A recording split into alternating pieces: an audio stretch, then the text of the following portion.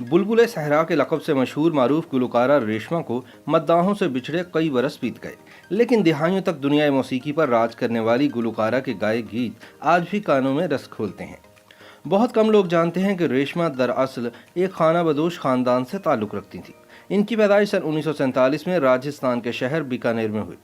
क़याम पाकिस्तान के बाद इनका घराना हिंदुस्तान से हिजरत करके कराची आ गया। उस वक्त रेशमा की उम्र सिर्फ 1 माह थी। इनके घराने का शुमार उन लोगों में होता था जिन्होंने हिंदू मजहब को छोड़कर इस्लाम कबूल किया था।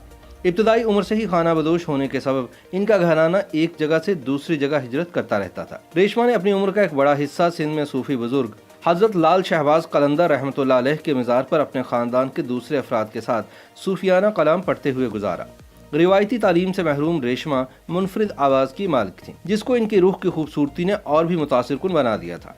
12 बरस की उम्र में एक रोज़ जब वो लाल शहबाज कलंदर रहमतुल्लाह अलैह के मज़ार पर हो लाल मेरी पत रखियो भला गाते हुए धमाल डाल रही थीं, तो इनकी आवाज़ की गहराई ने रेडियो पाकिस्तान के प्रोड्यूसर सलीम गिलानी को इस हद तक मुतासिर किया कि उन्होंने फ़ौरन इन्हें रेडियो पाकिस्तान के लिए गाने की ऑफ़र कर दी, जिसको खुशी खुशी रेशमा ने कबूल कर लिया।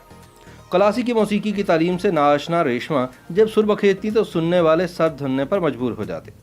रेडियो पाकिस्तान से रेशमा पाकिस्तान टेलीविजन की जानिब आईं और फिर इन्होंने मुड़कर पीछे नहीं देखा। देखते ही देखते रेशमा पाकिस्तान की मकबूल तरीन लोक गुलकारा बन गई। इन्होंने पाकिस्तानी फिल्मों के लिए भी मुतादिद गीत गाए।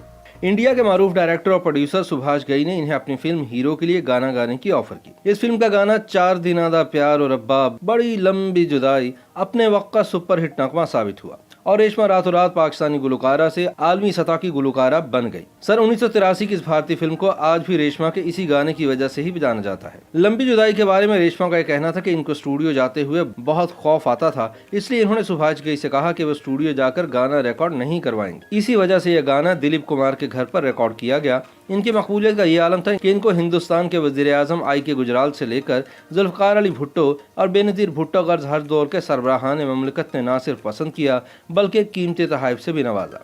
यहाँ तक कि हिंदुस्तानी हुकाम ने इन्हें भारत की शहरियत देने की भी ऑफर की, जिन्हें रेशमा ने कबूल करने से इनकार कर दिया। रेशमा ने कई अशरों तक लोक मौसीकी में अपनी आवाज़ का जादू जगाया और उर्दू के अलावा पश्तू, सिंधी और राजस्थानी ज़ुबानों में गीत गाए। हुकूमत पाकिस्तान की जानिब से रेशमा को इनकी खिदमात के एतराफ़ में सदारती अवार्ड बराए हुस्न कारकर्दगी और सितारा इम्तियाज़ से भी नवाजा गया। फिर इस अजीम गुलकारा का बुरा वक्त शुरू हुआ और रेशमा गले के कैंसर में मुब्तला हो गई। कैंसर में मुब्तला होने के बाद जब डॉक्टर्स ने इन्हें गाने से मना किया तो रेशमा ने ऐसा करने से इनकार कर दिया। रेशमा का कहना था कि गाना इनकी ज़िंदगी है और ज़िंदगी की आखिरी सांस तक वो अपनी आवाज़ को गाने के लिए इस्तेमाल करती रहेंगी। बिलाखिर 3 नवंबर सन 2013 को लाहौर के एक निजी अस्पताल में कैंसर के आर्जे के सबब रेशमा हमसे हमेशा के लिए जुदा हो गए, मगर इनकी आवाज़ आज भी सुनने वालों के कानों में रस खोलती है और इनकी याद दिलाती है। YouTube पर गूगली न्यूज देखने के लिए youtube.com की सर्च बार में गूगली न्यूज टीवी टाइप करें। गूगली न्यूज के पेज पर सुर्ख रंग के सब्सक्रिप्शन वाले बटन पर क्लिक करना ना भूलिए। YouTube पेज पर अपलोड होने वाली वीडियोस से बाखबर रहने के लिए बेल आइकन पर क्लिक कीजिए। आपको हर नई वीडियो के बारे में नोटिफिकेशन मौसूल हो जाएगा।